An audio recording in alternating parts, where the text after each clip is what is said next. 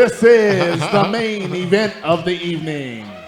Making his way to the cage and fighting out of the red corner, it's George Lowe. Look, when I saw the card, you guys, this is one of the fights that I was looking forward to. I knew you guys had your fights that you were looking to, but I always like to watch George Lowe fight. I don't know what it is. I like it when he's out here. He's 6 foot 170 out of Jim O, coming up to us from Charlotte, North Carolina, and he starts his pro debut tonight. So his third fight was for CageZilla, vacating the amateur middleweight title, which let that title fights happen this evening. But George Lowe coming in. This is something that he's been shooting for since he started with CageZilla. Dude, I'll tell you, man, George Lowe is a big welterweight. You know, honestly, both these guys are big welterweights. It makes me think about dropping a 55. Yeah. And I don't know, I'd have to cut off a leg, you know. And George Lowe had great success at 185. He fought very tough talent at 185. He's been tested. He finished his amateur career 4-0. And after winning that belt here at CageZilla, TKO and Connor Mosby, who we know is an incredibly talented striker, he went pro, and he decided to drop weight, and apparently he made it effortlessly, without issue. Also, great choice on walkout music, great choice of tattoos, you know, right now, this guy's killing it right now. Yeah, the unprofessional breakdown, right? Yeah. But there's some science to that. The tattoos are 100, and the walkout songs are 100.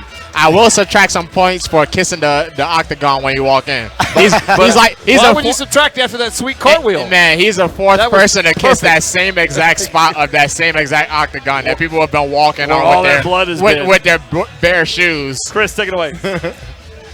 And his opponent, making his way to the cage and fighting out of the blue corner, it's Marc Ari-Lewis. And then, hey, look, when we got Marc Ari-Lewis coming in, this now is going to make this the main event, right? We got talking about Kaizen coming to us from Fairfax in Hagerstown, Maryland. He's already got a record of 1-0. He's ranked number 6 in the pro welterweight in Virginia in the Commonwealth. 33 years of age. He's got a little bit of age, but Marc comes in here with a mission.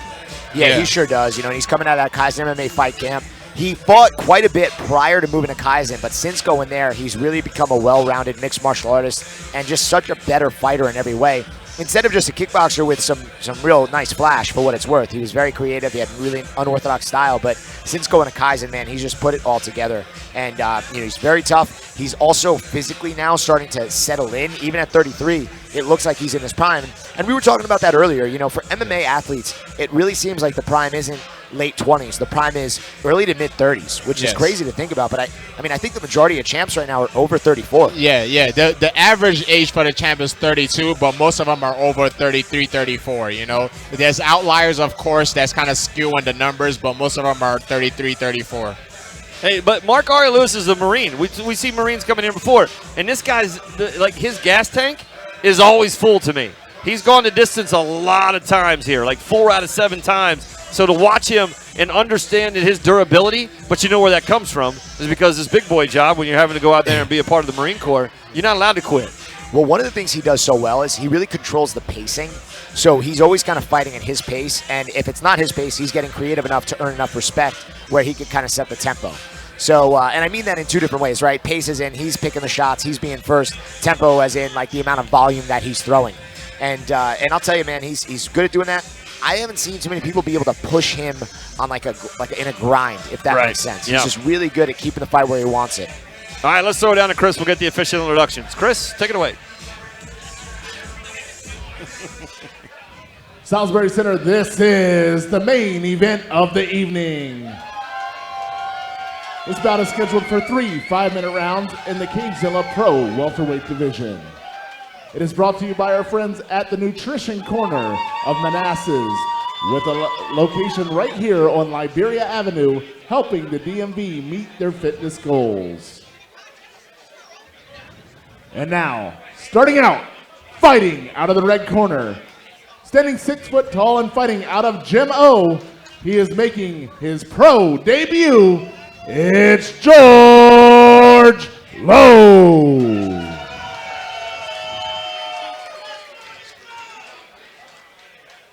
And his opponent, fighting out of the blue corner, standing 6'1" and fighting out of Kaizen MMA, he brings a record of 1 win and no defeats to the cage. It's Marc Ari-Lewis.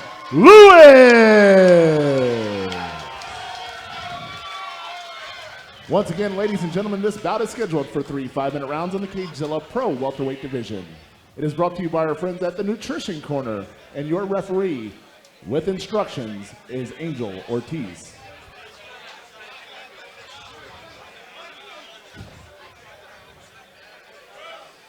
All right, gentlemen, we know the rules of it today. This is the main event.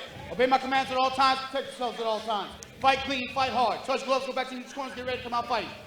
Angel's going to watch this and realize that Chris needs to get down on a knee to get that microphone up to Angel.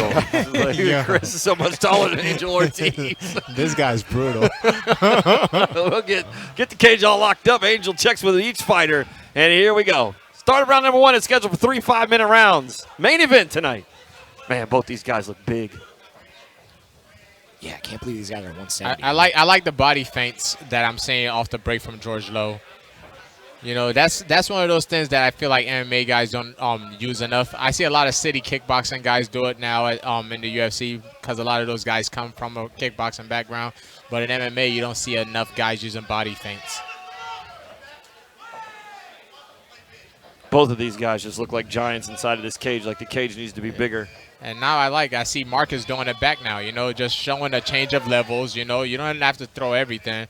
Body feint with your kicks, body feint with your punches. That was almost a slip there. Oh, knee stomp. Sheesh. That was bad. George's leg just kind of bent the wrong way. Yeah, that was bad. I've seen that stop fights before. You know, guys completely blow not just their ACL, but like almost everything. Yeah. Yeah, that lets you know it's a fight. If you didn't know already, now you're fighting. Yeah, we're not friends. Another kick to that same knee. Nice. Good defense by Lowe. Marc Ari-Lewis in those green trunks. He'll have the black gloves with the blue tape. Yeah, this is a kicking extravaganza right now. Neither one has really shown their hands yet. They're both just kicking from range. Well, they're both so rangy, right? Yes. And it's kind of an interesting fight for both guys because I don't know how used to they are to fight somebody basically with a similar style, at a similar range and height. Exactly.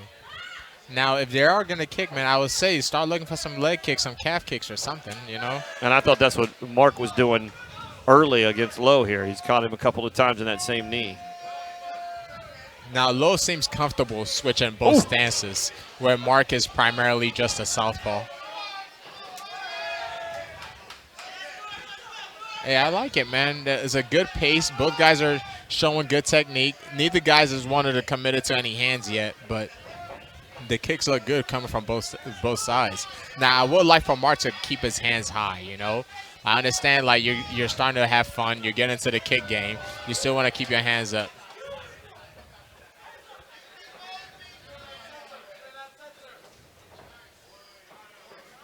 I feel like right now the first person that commits to their hand is probably going to clip the other guy. Yeah, it's interesting, right? You know, when they're both so comfortable at kicking range. It's just, you know, hands are a little bit low. Yeah, both hands are low, both chins are high. You know, it's one of those things where, like, I feel like someone's going to get lulled into kicking, and the first guy to throw a hook is probably going to drop the other one. Nice, good spin. Really good hips out of Marc. Yeah. This is like a point karate fight we're watching here. Yeah, it's interesting, right? You know, and George is following him a little bit. He's maintaining the center of the cage, but he's not quite cutting him off the way you'd want him to. No, and right now Marc is kind of running up on points, you know? Like, neither guy's really doing a lot of damage, but this game is kind of leaning towards Marc's side. Oh, nice. That was a good crescent. It's rare to see crescent kicks in MMA, but that was nice. It really caught him. It's one of those things, man. I feel like crescent kicks are like underrated. You know, it's like I've seen a few finishes with it, but a lot of guys don't practice it enough for it to have enough power on it. Now, Marc might be showing that level change a little too much. I don't want him to run into a snap kick. Oof. There First we go. punch of the fight. There we go. The first Almost punch. 4 minutes in. Yeah, now we can start using our hands. And now I feel like Marc just realized, oh, yeah, we could punch too. So he's going to start using his hands as well. In their defense, if I could kick like either of these guys, I'd probably never throw a punch again. You know? For sure. Especially if you don't have, if neither person is trying to change the range, you know. I'll be happy to keep the range just where it is. But the only thing I would say is there's more targets to kick at than just the head and body, you know. Like, your leg is there, and the leg is split into two sections. It doesn't have to be, you could go calf or thigh. Yeah, that's a great point. That was bad. I think Marc almost ran. I don't know if the knee caught him on the chin or caught the him right in the chest. chin. And that was that level change. I think Marc was trying to fake again for a takedown, or if he was trying to commit, but it got very close. And just a little too far to shoot for that takedown. You know? And what you were saying was spot on, right? There's other targets on the leg to hit. And also, when you stop punching, all of a sudden now you're really giving up a lot of opportunity to set up other kicks, or in this case, takedowns too. It's hard to shoot a takedown off of a feint kick, right? But you could easily do it off of a punch because you're closing the distance. This is a hard round to kind of judge, you know? Outside of the big knee from George. The right hand from Lowe. Yeah, so I feel like the knee might have gave it to Lowe, but that's a hard round to judge. That's a hard round to judge. Because before, I feel like Marc was running away with it, but the knee is the only thing I can see of big significance in the round. Yeah, no, absolutely. I mean, that's a tough one to call. I mean, the knee and the right hand is what I got. But I think Marc probably put more volume together. I feel George like kept the center. I feel like right now both corners are probably telling them that, hey, it's time to start incorporating some boxing into this fight. You know, if not boxing, at least start looking for leg kicks. You know, both of you guys are kind of fighting. Both of you guys are comfortable. A little bit like both of you guys are a little bit too comfortable. Somebody has to take a risk. Connor Mosby making it on the flex cam there. Connor will want to fight the camera. Yeah.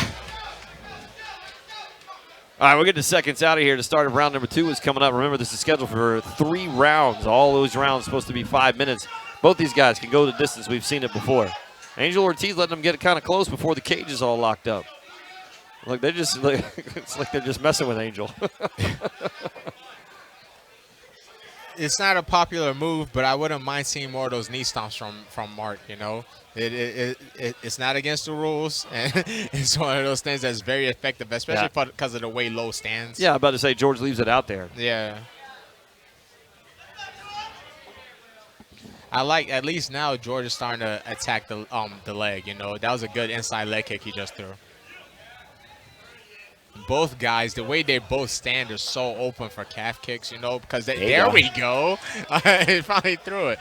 And it's one of those things I feel like Marc could attack that more because George stands with both of his toes pointed in so much in both stances. Attack that calf, especially if you guys are just going to fight at this range the whole time. Why not? Yeah, and that's going to, you get him to start standing square. It's going to open up more opportunities. Yes. Ooh, good front. The thing, though, is I felt Marc can't fight orthodox, you know. So whenever George switches to where they're both facing each other, Marc won't commit as much. And now we finally have some grappling. You know, before it was just all point. Oh, I can't tell if he has the head or not. Marc kind of immediately pulled down there before this looks like a very. He needs to go for this guillotine. Like, you have your whole arm around his neck.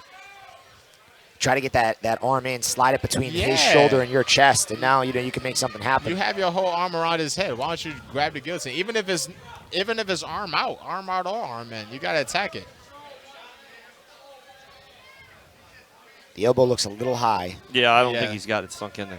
No, he's not. He doesn't have it at all. Yeah, he let it go. And now it's time to start transitioning to the next position. You know, hey, you don't have the choke anymore. Or you let go. It's going to be harder to let go and re-attack than it would have been to just connect your hands in the first place. So now you got to start cage walking.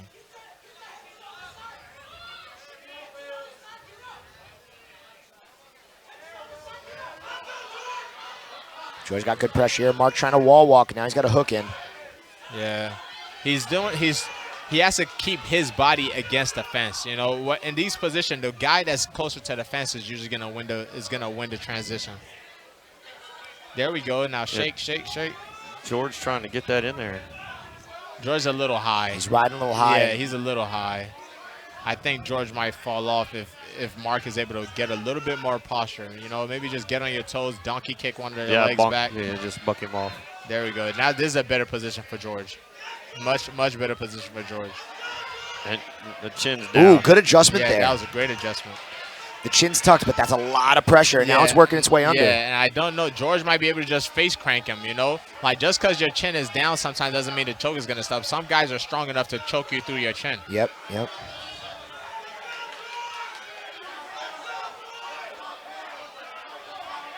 George's got to use his head there to block that hand. Mark looks relatively relaxed, you know, so maybe there's not that great of a squeeze going on.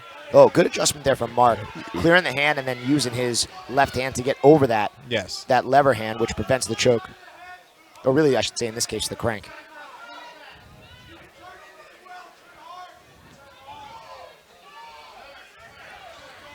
We went 130 left in this round. Mark got to get something going, you know.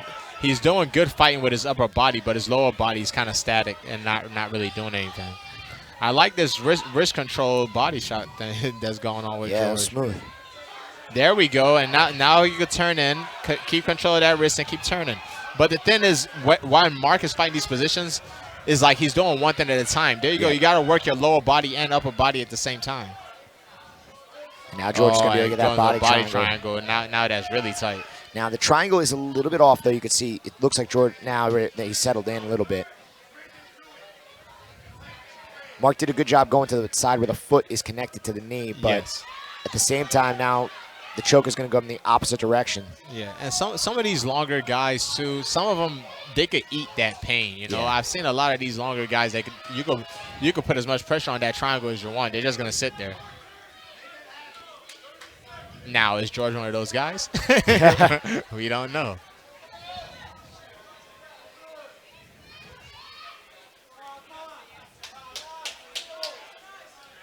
Good control here from George Lowe.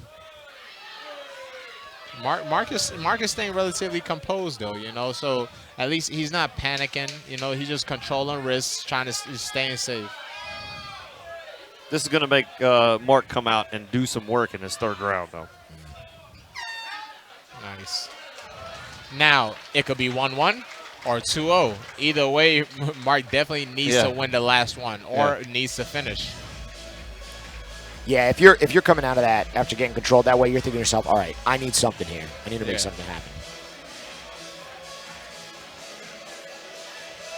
In the corner of Mark is, I think that's Diallo in his corner.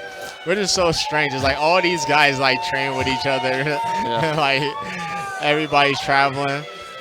Or I'm racist and that's just another black man with an It's not Diallo, but I'll tell you, I wouldn't describe you as racist. I don't think it's Diallo. Diallo double ganger is a Mark's doppelganger. Yeah, there we go. I was so confused. I'm like, man, all these guys train with each other. Like, what is going on here? I think, it's unprofessional breakdowns, right? Yes. I think you should start working in the corners and seeing, how the corner plays a role. That is very on-brand for me. Like, I wonder what having a corner man in a suit would be like as well. That guy doesn't even look like Diallo. Similar hairstyle, I guess. He turned around. That's not Diallo at all. No.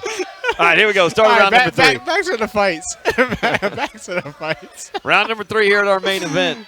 Oh, scheduled for 5 minutes. Let's see if it makes it that far. But I would think that Marc Ari-Lewis has to do some work. Well, and he's putting a lot of pressure in already. I like the body kick. Nice. Good combination. That was a good straight left. That was a solid straight left, man. It looked like it did some damage. And that kick was smooth on the exit as well. Man, Mark, you gotta believe in your hands, man. Or shoot your shot. You know, that was different. You might be down. Yeah, you might be down 2 rounds. You gotta shoot your shot. He ate a big one right there. He had a big right hand. A huge one. Good takedown. Good takedown. Now you see this head control that Mark keeps getting when he's pulling guard. Like, instead of just holding onto the head, do something with it. Connect your hands. Yeah, it seems like you said, I think you described it well. There's a lot of singular actions occurring when really you need to start doing a lot of different things at the same time. Yes. Yes, that head control is actually not bad. I like going to a chin strap, kind of like a wrestling move where you just hold the chin. But if you're going to have that, use it to do something else. Don't just hold on to it. But Mark can't afford to play guard here. Oh. As soon as I said that, he transitions to a triangle. Now you got to control your shin. Hold your shins. You need to But can he use it to stand up? No. Good adjustment there from George Lowe. That was just a slight mistake by Mark, Instead of controlling his own shins, he went to go attack George's leg.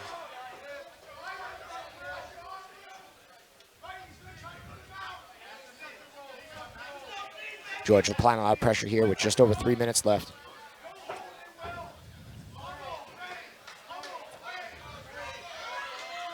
You know, not for nothing, George is doing a good job of eating a lot of clock and for controlling. sure. You know, these last 2 rounds, he's done a good job so far of, you know, scoring on the judges' scorecards. For sure. That's what you get. That's what you got to do. Now I can't tell. For a second there, it looked. Okay, it looked like Mark was trying to find some type of submission from side control, or the Gumby or whatever they call it. But I think now he's just having a hard time trying to break the grip. The referee might actually stand him up here because George is literally locked hands, pinning down. It's rare to see like a stand up from side control, but these is one of the few cases I feel like it really might happen. Because George is not advancing or looking to strike at all. Yeah, he's really kind of just holding on. Yeah, but again, just eating holding, clock eating the and- clock. Yeah. Like if we could stay here for 1 more minute, that's what we're gonna do. Now it looks actually like his foot is stuck, which is part of the problem, that he Yeah. can't quite get that leg out. Yeah. So he's trying to use pressure on the top end, on the upper body to get that leg clear, which he's about to be able to do, but Mark's got an interesting position here. Very. I'm really surprised the referee's kind of letting him stay here for so long. Yeah, and now you're starting to hear the Mark's corner talking to the ref, because it is a lot of times I'm not for letting guys up, but when you see the top guys like lock hands pinning, then it's time to make some decisions. Oh, nice, and now he moves straight into mount. And he's eating a lot of time off the clock. There's only about a minute and 30 seconds left. And this is when jiu-jitsu matters, you know, the technical escapes. No bumps. Keep your feet on the ground, get on your side, push at the knees. Or chaining them all together, you know? George throws a couple of haymakers there, but I don't know if any of them got through. You know, I'll tell you, it looks like George is doing just enough activity in every round to edge. You know, he's got control, he's got some strikes. It's not an overwhelming amount of activity, but it's undeniable. Oh, Mark tried to just like muscle his way up, you know, and George was able to transition to the back. He's still a little high, you know, but as long as if they get flattened out here, it's not going to matter. Right, and with 45 seconds remaining, you know, at this point, the only way for him to win is to get up and either knock him out or submit him. Yeah.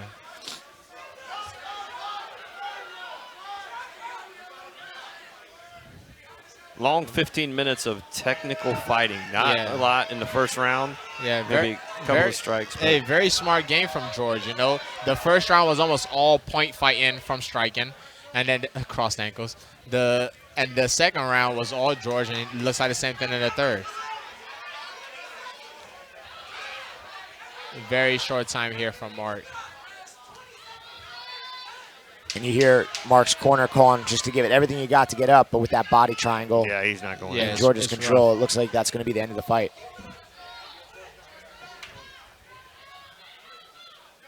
Good performance by George, you know. We've been spoiled all night by these. Oh, what? Yeah. The referee just called time. Yeah. Well, she went to hit the horn, and the juice is out of the horn. Oh, gotcha. No air in it. Luckily, they were on that side, and Angel was right there to be able to say time. Yeah, great technical matchup, you know. Yeah, and really good movements out of George Lowe to do what he had to do to get the win there. It's good control, and I shouldn't speak too soon, but he made some really good adjustments, and the grappling was where he had the advantage, and once he felt that, he stayed there. Yes. Yeah, there's been a couple of times that we thought for sure things were happening, and then they didn't quite happen.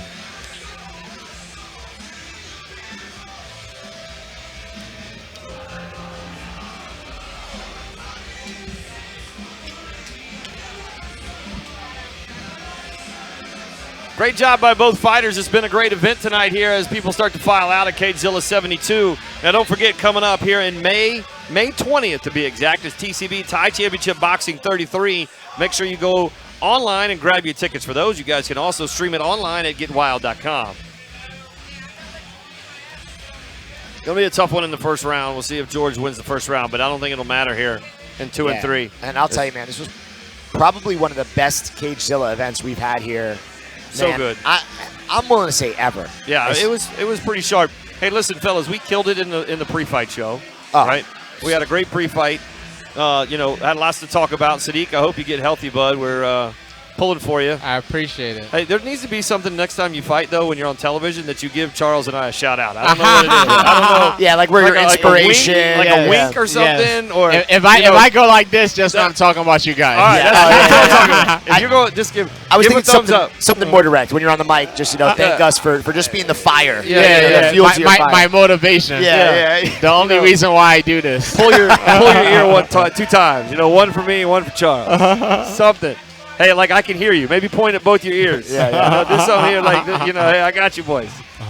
Well, and I'll tell you, man, the judges take a little bit of time here to get this sorted. Yeah.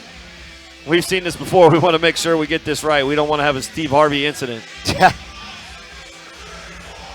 We've even seen that here at CageZilla, where Chris had to announce it and then bring everybody back. Yeah. All right. It looks like he has the card. He's going to check it out, make sure it's right. Chris he'll take off his shoes and do some quick math, make sure it's correct. Both fighters got their arms up, but I feel like this is going the way of the red corner here. All right, let's throw it down to Chris. It looks like he has the results. Chris Fuller, take it away. Salisbury Center, after 3 rounds of action, we go to the judges' scorecards for a decision. Judge Costello scores the fight 30-27. Judge Holber scores the fight 29-28. And Judge Jackman scores the fight 29-28. All in favor of your winner by unanimous decision. Out of the red corner, it's George Lowe. Well, there you have it. George Lowe comes away with a big win. Just as you guys said, he just did enough. Yes. Nothing too crazy, but he did enough to come away with a big win here tonight in our main event. So great job for those guys out of Jim O and George Lowe.